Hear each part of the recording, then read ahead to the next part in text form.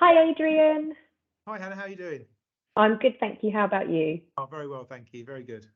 Good. Thank you so much for being our next guest on 15 Minutes With. For those of you who don't know, these series are all about getting to know the partners in the office management portal much better, how I know them and how we came to partner together, but also some tips and hints on what you can do in your business on the areas that they are expert in. So Adrian is from Active Workplace Solutions, and it would be lovely, Adrian, to find out more about you and your role there and how Active came about. Well, I'm one of the directors. I have a business partner, so I'm a 50% shareholder owner of the business. I joined the business back in 2007. My business partner had previously had the business. It was Active Facilities Management in those days. He was an ex-facilities manager, and he grew the business slowly up to 2007, and then I joined him to make two of us, and we worked from my understairs cupboard, to be fair, and and then we grew and we took over the conservatory in my house, and I had to store the conservatory furniture. And my wife joined the business to make three of us, and then we took on a supervisor on the road, so that's four. And after a while, we decided that working from my conservatory wasn't great, and we actually took a small unit in Woodley, which we were just outside Reading. And we've just grown the business from there. I always had a feel for what I wanted the business to be in terms of a complete workplace solutions provider. So a company that could do everything, not a jack of all trades, but a master of them all, and to be able to knit them all together to help sort of facilities managers and office managers. And from 2007 to 2022, we've rode the storm of the pandemic. We've kept everybody employed. We're 31 people strong, and a growing business. So and very proud to say an award-winning business. We've won plenty of awards along the way as well, which is fantastic. It's it's been brilliant to see. Very, very proud. Yeah, I bet. And it sounds like, particularly given COVID, you have the perfect model there. Like you say, you can service offices and businesses in a few different ways. So tell me a little bit more about those services. I know them, but for people that are watching, tell me a little bit more about what you guys do and how, as you say, they knit in together. Yeah, I mean, my expertise within the business is office moving. Yeah, I left school and was a branch manager, or trained to be a branch manager for Pickford's Removals in the good old days. Okay. When my dad told me that I hadn't done particularly well in my A levels, and you better go out and find a job, son. So so I was a trainee branch manager at Pickford's, and then I chose to specialise in commercial relocations as opposed to domestic moving. So that was where initially my sort of ideas came from, and it was really around churn in those days. When we used to do good old churn, where if people were joining the business, or one project came in and meant that team sizes were growing, and that often meant a complete reorganisation within the building. And I looked at this and I thought, God, we come in and do the moves, and we might move the people out of the way so all the other activities can take place normally over a weekend, and then come back in on a Sunday evening and put stuff back together. And often we'd come back on a Sunday and the floors might be up, people still decorating, and you thought, God, we've got to be able to do this better.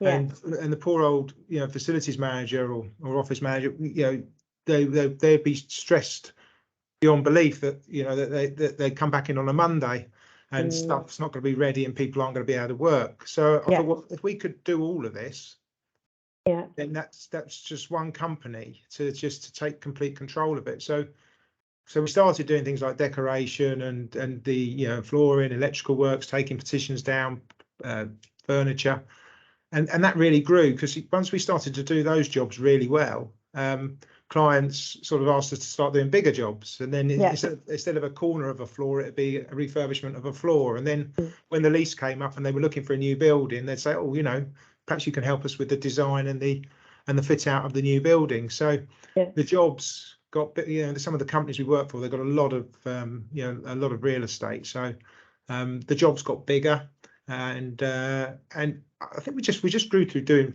being honest, trusted to come in on over a short period and get things right. And we like making our clients look good, making them proud when they go in on a Monday morning, that their clients, their people come in and they're happy. So that's what we've sort of prided ourselves in doing. So now it's office, it's interior design, it's fit outs and refurbishment projects, small works projects around that as well, because we still are very conscious that the small jobs are where we've come from, and by doing those small jobs, which are often the more difficult job, by doing them well, that's got us where we have. And it's still an office moves. That's still very dear to my heart. I get very, very excited when I get told, oh, there's a 400, 500 person office move to do. That's what the planning and the logistics all around that. And then my business partner, say, was a facilities manager for many years, and we sort of came away from facilities management. And in 2014, we rebranded to Active Workplace Solutions. Really, because I was going to networking events, because I like going out and meeting people, and people would say, oh, you're a facilities management company, and we were doing sort of projects, and I was sort of saying, well, we're not really, we just work in people's workplaces. And so we rebranded to Active Workplace Solutions, after spending a bit of time and energy with the consultant to find out what we should be called, and it was quite simple in the end. It makes you wonder, how have we gone 3 months and loads of sessions to come up with this, but then we looked back, and certainly over COVID, we saw how facilities management helped us as a business, because when people stopped doing their projects because they were all out of the office, and that sort of that revenue stream for us just disappeared. The fact we were still going into people's workplaces and doing all the compliance bits and pieces, that just kept things ticking over in the background for us. So that's one area which has grown over the last 3 or 4 years, and is continually growing. So and we like that, because we've always been very good with building strong relationships with our clients. We work, most of the people we work with for years. So and this gives us, with the facilities management piece, it just means that we're always in contact with them. We're always helping. And also, when it's a big project, we don't run. We're not a big business that does your project and runs away, and and then you won't see us again for 4 or 5 years or 10 years until you've got another move or big project on the horizon. We want to be involved and looking after the space that we've created. So it's great. All knits in, as you say, and it is really nice, because I know there's a lot of fit out companies who are asked, oh, can you now maintain the space for us, and a lot don't offer that service, which is fine, because they're sticking with what they're an expert in, which is the absolute right thing to do. But as you say, you as a business have come from various areas of expertise, so it makes sense to offer that solution to manage the workspace, whether it's because a change is going on or it's a consistent management and maintenance of that space. So really like that. And I didn't know about the understairs cupboard. That's interesting. This one I really love. Every time I do these, I really enjoy finding out some things, or something that I didn't know about our partners. So it's great. So how do we know each other? Can you remember? I got invited to, I think it was the first event, wasn't it? When we launched downstairs. I got invited to. I think it was Caris might have invited. I think it was. You introduced us. I know Caris for many years. I was I worked for a company, North American Van Lines, and then it was Nexus. I was a director of the relocation division for a few years, and Caris was at university in Reading at the time, and she used to come in and sit on reception and as a part-time job, and then she went into AV and doing all her bits there. And I saw her at a networking event, and I'm sure she said you need to come along, and I remember walking, I think it was downstairs, into a little dungeon garden. That's it. Very nice.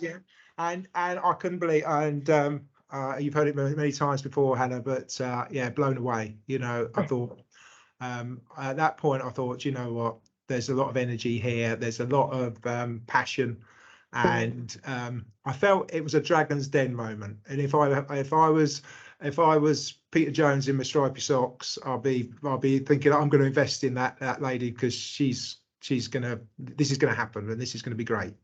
And at that point I came out and I thought, you know what, there's no portal at the moment. It's all a bit up there and out there, but it's going to be really, really good. And and I think I've said that to you many times since. And yeah, I've been very, very privileged to follow your rise and what you've done. And I'm proud that we, as a business, have tried to do our best to support where we can along the way. Yeah, thank you. And you have been, I often use you guys as the example, saying, although there is a pun in here, you are one of our most active partners. You attend the events very regularly. You're always there to help our members online and offer advice or information, obviously the services should they need that. You've sponsored many of our events and awards and things over the years as well, and I'm really grateful for that. So yeah, we've known each other since, so that would have been late 2017, which is when we had the portal launch. Yeah, I think the thing was as well, I saw there, and we don't throw out, we're a small business, small medium-sized business, so we haven't got shed loads of cash to throw at things. We have to be careful where we spend, and to me as well, we've been very successful with facilities managers. I've been on the committee of my region of the IWFM. I've networked many of my friends of facilities managers and customers. But at that point when I saw you, I thought, office managers, they're these unsung sort of heroes in organisations that just don't have that sort of peer network that the facilities managers have. And I thought this is somewhere that we need to be looking. Yeah. And when you look at the roles traditionally, facilities management is different to office management. And even though, office management can encompass and generally does encompass some FM, a traditional facilities manager role is looking at the building or has a big building to look after, rather than sitting on a floor or a few floors working directly for the tenant in that building. So, the OM role is so much more diverse than the facilities manager role. So, yeah, it's really interesting that you can see these networks, like you say, the IWFM, and how much was out there for typical traditional facilities managers. But actually, when you look at office managers and then also assistants, there was so much out there for assistants, PAs, EAs, etc., but nothing for the people that often sit in the middle and do so much more. So yeah, it's definitely a good space that we've created, and I really am grateful that you've been a part of that since day dot, really. So we talked about office managers there just a little bit. How do you work with them at Active?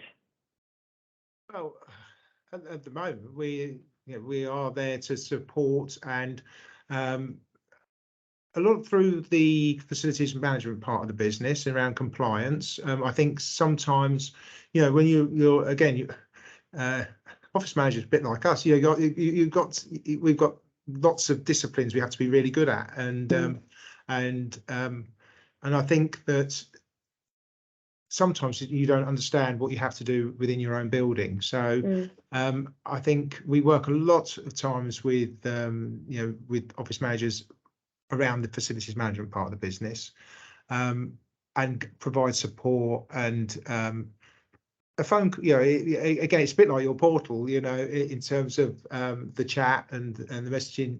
Having being at the end of the phone for them. So if they don't know. And we've been very good at that, whether you're an office manager, a facilities manager, or any a project manager that we work with.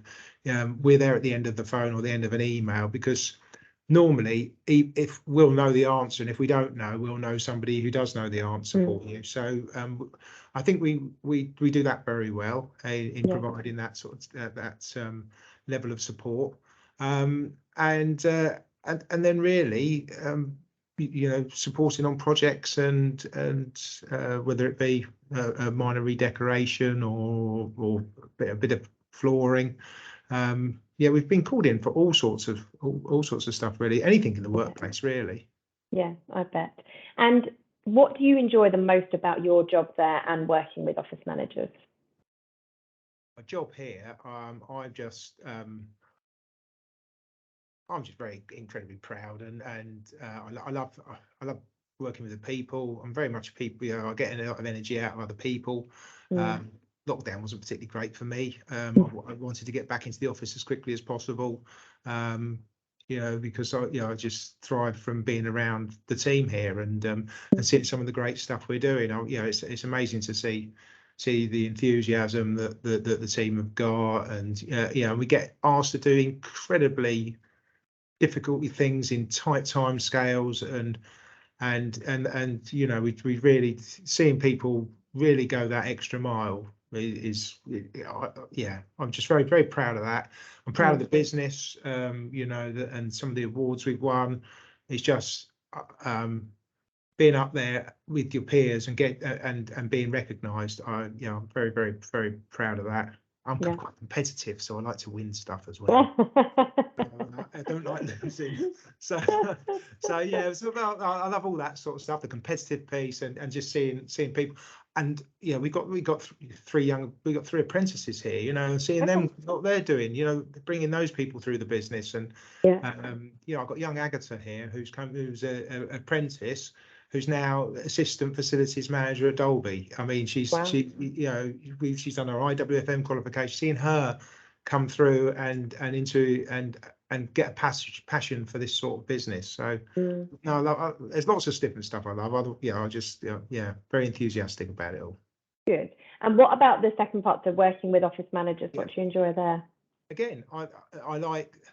I don't want to put people into I know certain demographics, whatever, but often young people that have come into a role, perhaps trying to find their feet, and again, being that support network. I really just like helping people, so and making people look good, and again, seeing them on their journey. I mean, there's nothing better than to be at when we were at the awards. It's just incredibly uplifting and quite emotional, isn't it? Oh, much more than I expected it would be. I know, but a lot of these young people, they come into. It's a little bit like facilities, mate. People have often been put into a role. They don't really understand what. People fall into the role. Yes, and you think, God, if you'd had to draw a little diagram of all that we're responsible for, it's just you wouldn't remember everything, because there's just so much, and just being able to help and support around parts of that where we're knowledgeable, and again, to see people, a smile on somebody's face when they've achieved something, and which they wouldn't, perhaps they thought they wouldn't, and but being part of that, I think that's so I get a lot out of that. Yeah, good. So finally, obviously you as a business at Active are expert in a couple of areas here. We're looking at office moves, so that's the physical moving out, and like you say, the logistics around moving a company out of one premises into another, or like you say, doing a churn to create swing space and so on and so forth. You've got your fit out and refurbishment arm, and your FM, mechanical and electrical arm, where you keep companies legally compliant in terms of their life safety systems and air conditioning requirements and so on and so forth. So what tips would you give on maybe any or all of those areas that you guys are expert in to people watching this video? I'll start with moves, because that's my bag, I suppose. Moves wise, make sure you plan. It's whilst it's organising the logistics and the crates and the labels and the guys and the lorries, and making sure that you're packed up on a Friday and you're in your new building on a Monday morning and working.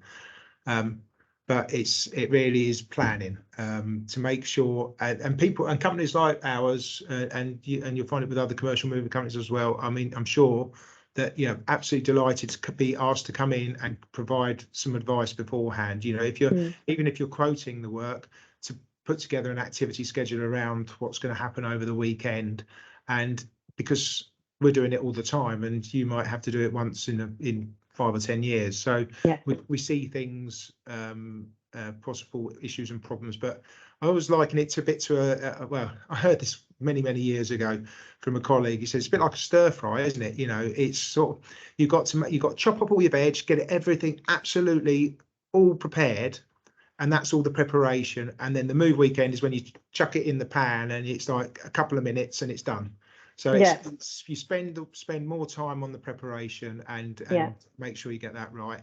On the FM, it is really around the compliance. I've learned more from our team here about compliance and all the things that you need to do, or perhaps you don't need to do, or you're told you need to do, but you don't. You can there's as long as you do things a particular way. So it's getting that knowledge and understanding, especially when you're responsible for a building and loads of other stuff as well, but and getting all that planned in so you don't have to worry about it.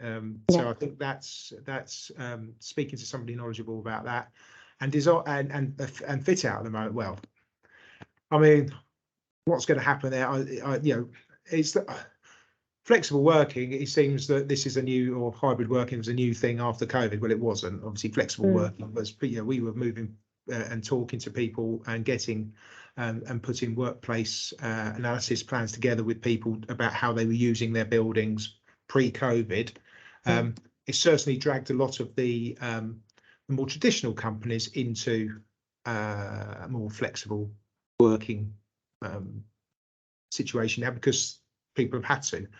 But yeah, just if you're doing that, just don't go and read everything and think, oh, we've got to do it, we've got to do this.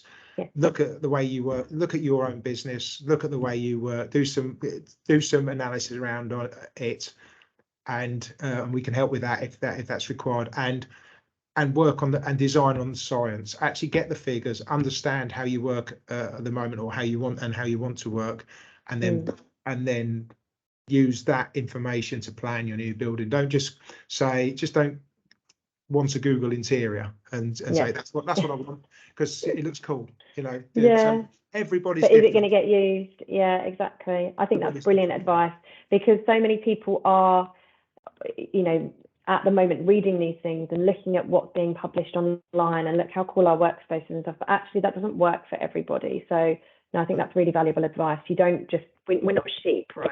We don't want that sheep mentality. We need to do what's right for the business. So if it's a very professional business where you have high-end clients that come into your premises, you don't really want a Google office, because that's not necessarily going to impress on them. Having people slide down the, you know, a curly whirly slide to come and meet them is probably not going to work. So yeah. Yeah, definitely. Fab. Well, thank you so much for being my guest on 15 Minutes With for this month, Adrian. Really appreciate your time, and it's been lovely to catch up and learn a little bit more about Active and you. Well, thanks for inviting us, Hannah. It's been a pleasure, and always very happy to support and help. Thank you so much. I'll see you soon. Take care.